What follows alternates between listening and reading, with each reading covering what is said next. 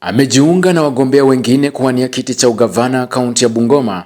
Balozi Simon Nabukwesi amehudumu kama mwalimu, mkuu wa shule, kamishna mkuu wa Kenya nchini Canada, balozi nchini Cuba, mkurugenzi wa chuo cha mafunzo ya diplomasia na katibu mkuu katika idara ya elimu ya vyuo vikuu.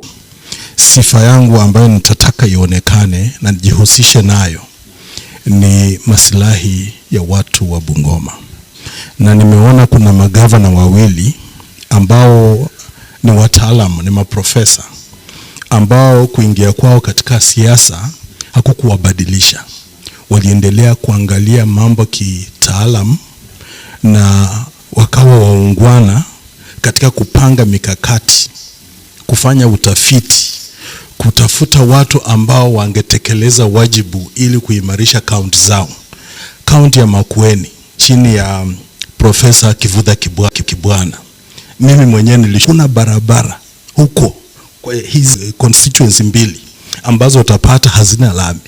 Anasema uzoefu wake katika masuala ya diplomasia utamwezesha kuangazia swala la ukosefu wa ajira miongoni mwa vijana, ikiwa ni pamoja na kuwatafutia ajira katika mataifa ya nchi za kigeni. Nitafanya mipango ile ya training. Naweza kufanya mpango na kwa mfano ile Labor College ambayo iko Kisumu ambayo mara nyingi haitumiki. Tupeleke pale vijana wafundishwe vile Wafilipino hufanya.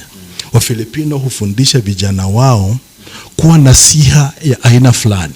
Kwa hivyo mimi nitafanya mpango kwa sababu niko na hizi networks. Nitafanya hiyo mipango na vijana wote, hakuna atakayebaki nyuma.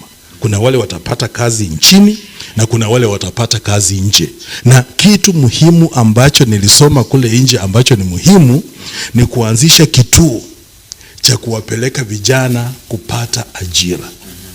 Pia anasema atatatua swala la uhaba wa walimu wa ECDE pamoja na miundombinu katika vyuo vya kiufundi ili kuimarisha sekta ya elimu. Kuna vyuo anuai ambavyo huchukua vijana wote katika viwango mbalimbali.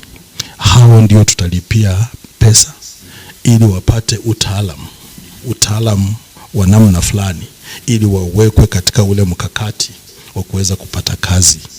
Wakati ambapo zile kazi na nafasi zile tunazitafuta tunazipata, lazima vijana wote wawe watu wa faida katika jamii. Kitu ambacho ningependa kusisitiza hapa ni kwamba jinsi ambavyo viongozi wetu wanafikiria ndivyo tunavyokuwa. Viongozi wakijifikiria wao wenyewe, wananchi wanaachwa nyuma, wanakuwa katika hali ya kuishi kiholela. Lakini ikiwa viongozi watakuwa wakifikiria watu wao na kuwashirikisha watu wao katika mipango na kutaka tuende pamoja, utapata kwamba hakuna mmoja ambaye ataachwa nyuma.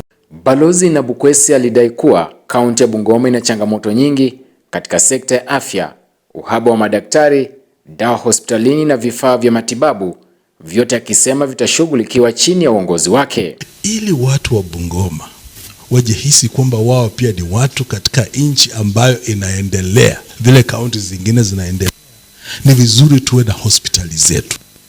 Mimi katika sub-county ya East, hospitali ambayo tulikuwa tukienda tukiwa wadogo ni Mission Hospital ya Lugulu Friends. Alafu Mesihu Catholic Church Hospital ambayo baadaye Kingoa alifunga.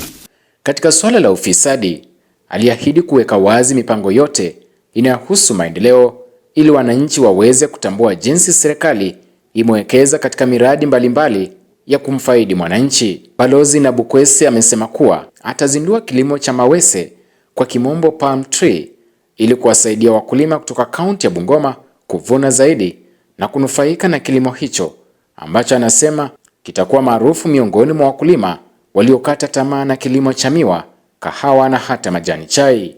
Nikiripotia mtazamo wa Dira Runinga ya Tandao, jina langu ni Felix Wanjala.